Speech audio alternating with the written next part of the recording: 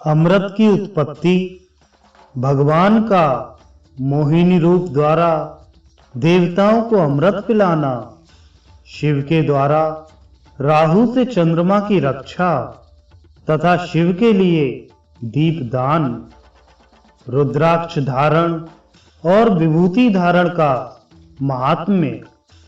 लोमेश जी कहते हैं, तदंतर लक्ष्मी जी के साथ परमानंदमय भगवान विष्णु को प्रणाम करके देवता और दैत्य पुनः अमृत के लिए समुद्र मथने लगे। उस समय समुद्र से महायशस्वी धन्वंतरी जी प्रकट हुए। उनकी तरुण अवस्था थी तथा वे द्वितीय शंकर की भांति मृत्यु पर विजय पा चुके थे। उन्होंने अपने दोनों हाथों में अमृत से भरा हुआ कलश ले रखा था। देवता जब तक उनके मनोहर स्वरूप का दर्शन करने में लगे थे, तब तक वृषपर्वा दैत्य ने बलपूर्वक उनके हाथ का कलश छीन लिया। इस प्रकार उस सुधापूर्ण कलश को लेकर अमृत पान के लिए उत्सुक हुए दैत्य पाताल लोक में चले आए। जब पीछे पीछे देवता भी वहां आए, तब राजा बलि ने उनसे कहा, देवताओं, तुम सब लोग तो रत्नमय सामग्रियां पाकर कृतार्थ हो चुके हो। हमने तो केवल इस अमृत को ही पाकर संतोष किया है। अब तुम लोग प्रसन्नता पूर्वक शीघ्र यहां से स्वर्ग लोक को चले जाओ। राजा बलि के इस प्रकार फटकारे जाने पर संपूर्ण देवता भगवान नारायण के समीप गए। भगवान ने देखा देवताओं का मनोरथ भंग हो चुका है। तब उन्होंने अपनी वाणी से आश्वासन देते हुए कहा, देवताओं, डरो मत। मैं योग माया के प्रभाव से दानवों को मोहित करके तुम्हारे लिए अमृत ले आऊंगा। यूं कहकर अनाथों को शरण देने वाले भगवान विष्णु ने सब देवताओं को वहीं ठहराकर मोहिनी रूप धारण किया। इधर दैत्य आपस में ही रोषपूर्ण बातें कर रहे थे। उनमें अमृत के लिए परस्पर विवाद छिड़ गया था। इसी समय मोहिनी देवी वहां आईं। संपूर्ण प्राणियों के मन को मोह लेने वाली उस युवती को देखकर दैत्य लोग आश्चर्यचकित हो उठे और प्यासी आंखों से उसकी ओर देखने लगे। राजा बलि ने कहा, महाभागे, मेरी एक बात मानो। हम सब लोगों के विवाद की शीघ्र शांति हो जाए, इसके लिए तुम ही इस अमृत का विभाजन कर दो। श्री मोहिनी बोली, विद्वान पुरुष को स्त्रियों का विश्वास नहीं करना चाहिए। झूठ, साहस, माया, मूर्खता, अत्यंत लोभ, अपवित्रता और निर्दयता, ये स्त्रियों के स्वाभाविक दोष हैं।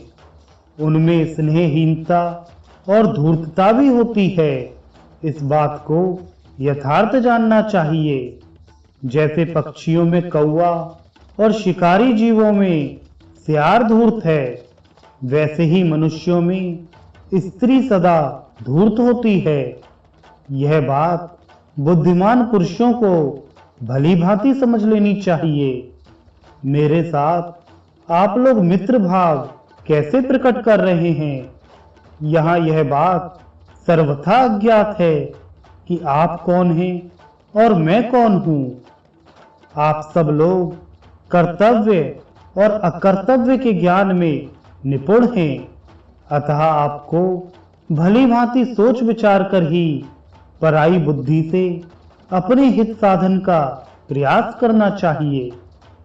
राजा बलि ने कहा, देवी, तुम यथोचित विभाग करके आज हम सबको अमृत बांट दो। तुम जिसे जितना दोगी उतना ही हम ग्रहण कर लेंगे। यह बात तुमसे सत्य सत्य कह रहे हैं। राजा बलि के यूं कहने पर सर्वमंगला महादेवी मोहिनी दैत्यों को लौकिकी गति का दर्शन कराती हुई सी बोली, श्रेष्ठ असुरगण, आप लोग किसी अनिर्वचनीय दैव की सहायता से अपने कार्य में सफल हुए हैं, अतः अमृत का अधिवासन करें, इसे घर के भीतर सुरक्षित रूप से रख दें। आज व्रती रहकर कल सवेरे अमृत का पारण करें। बुद्धिमान पुरुष को उचित है कि यह अपने न्यायपूर्वक उपार्जित धन का 10वां भाग ईश्वर की प्रसन्नता के लिए किसी सत्कर्म में लगाए। दैत्यगण योग माया से मोहित हो चुके थे, वे अधिक समझदार भी नहीं थे, अतः मोहिनी देवी ने जो कुछ कहा उसे ठीक मानकर उन्होंने सब वैसा ही किया। रात को सबने बड़ी प्रसन्नता के साथ जागरण किया और उषा काल आते ही प्रातः स्नान किया। समस्त आवश्यक कृत्य पूरा करके बलि आदि असुर अमृत पान करने के लिए आए और क्रमशः पंगत लगाकर बैठ गए। बलि, वृषबर्पा, नमुची, शंख, बुद्बुद, सुदृढ़, संहाद, कालनेमी, विभीषण, वातपी, इस्वल, कुंभ, निकुंभ, प्रभस, सुंद, उपसुंद, निशुंभ, शुंभ तथा अन्यान्य दैत्य दानव एवं राक्षस क्रमशः पंक्ति लगाकर बैठे। उस समय मोहिनी देवी हाथ में सुधा कलश लिए अपनी उत्तम कांति से बड़ी शोभा पा रही थी। इसी समय संपूर्ण देवता भी हाथों में भोजन पात्र लिए असुरों के समीप आए। उन्हें देखकर मोहिनी देवी ने असुरों से कहा, इन्हें आप लोग अपने अतिथि समझें। वे धर्म को ही सर्वस्व मानकर उसका साधन करने वाले हैं। इनके लिए यथाशक्ति दान देना चाहिए। जो लोग अपनी शक्ति के अनुसार दूसरों का उपकार करते हैं, उन्हें ही धन्य मानना चाहिए।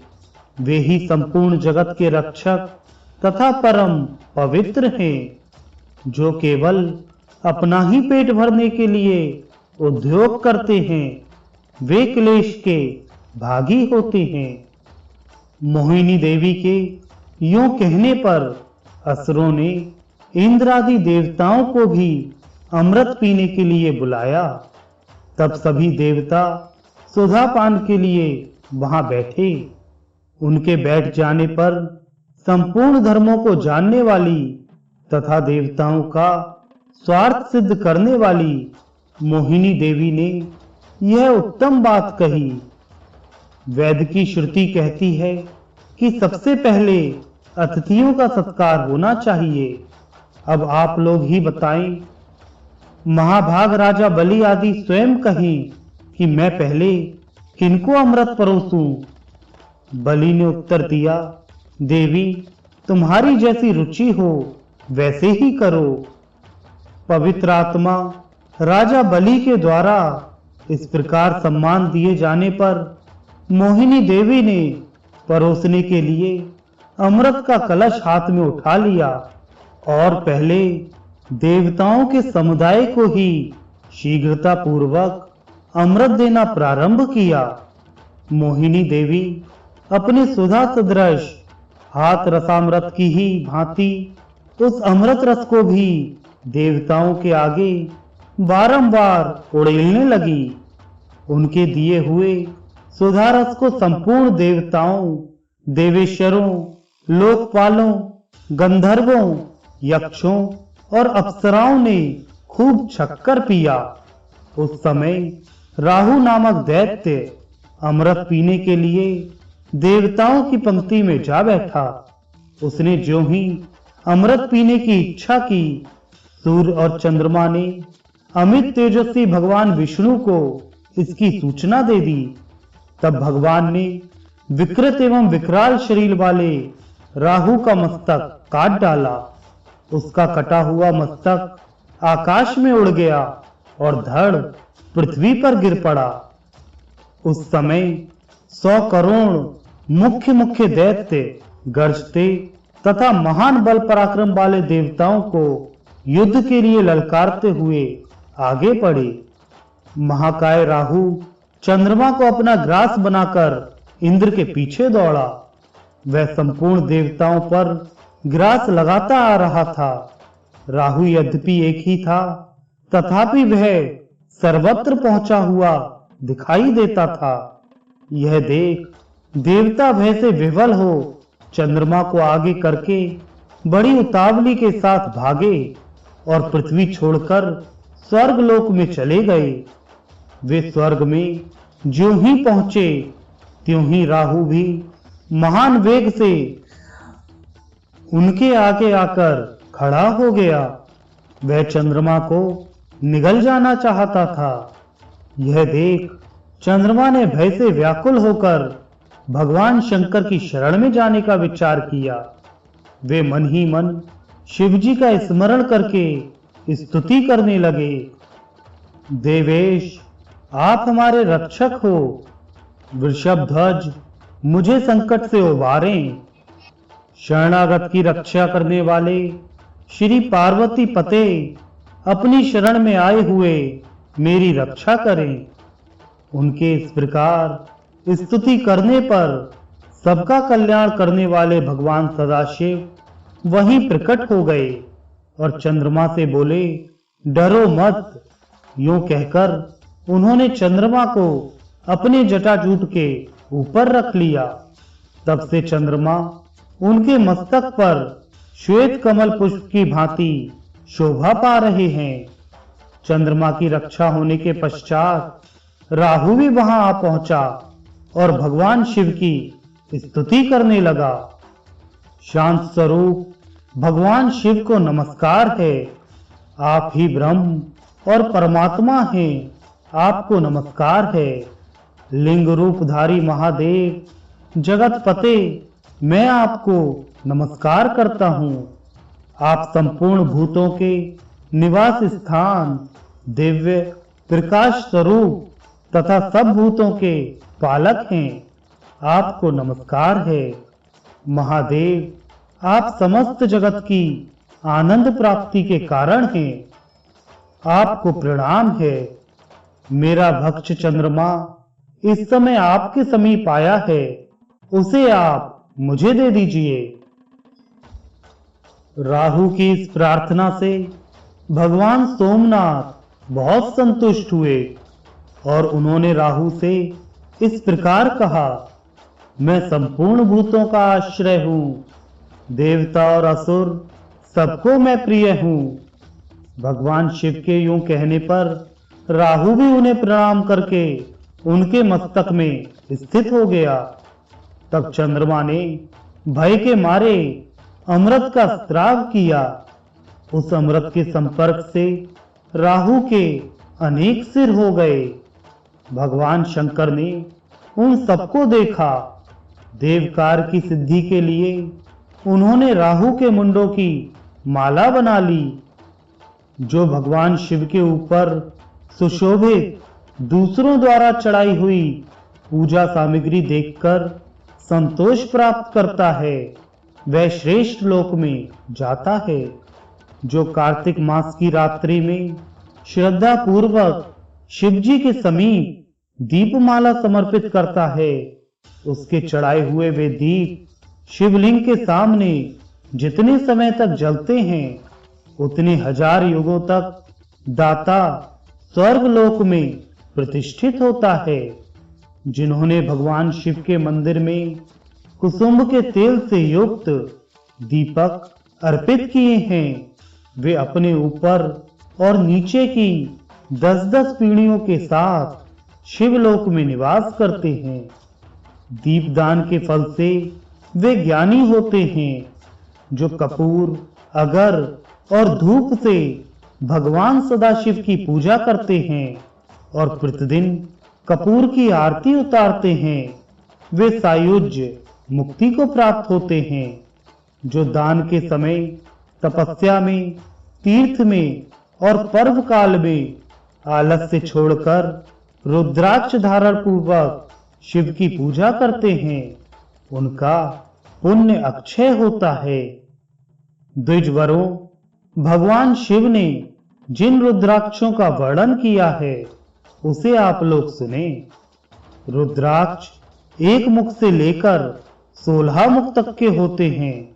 उनमें से पंचमुख तथा एक मुख, ये 2 प्रकार के रुद्राक्ष मनुष्यों द्वारा धारण करने योग्य एवं श्रेष्ठ समझने चाहिए।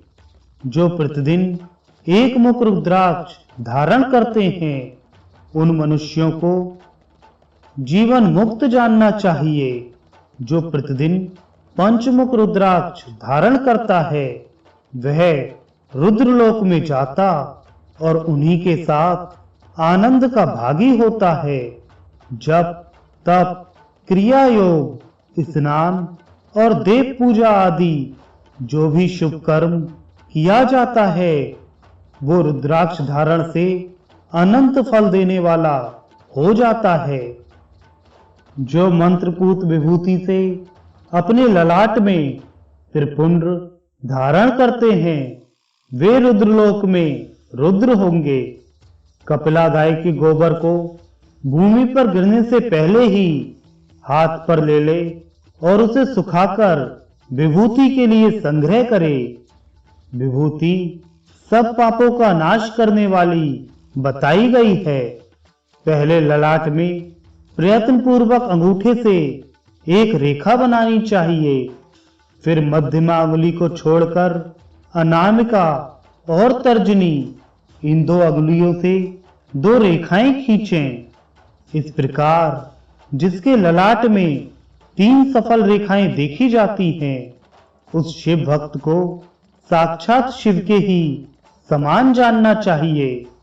वह दर्शन मात्र से समस्त पापों का नाश करने वाला है।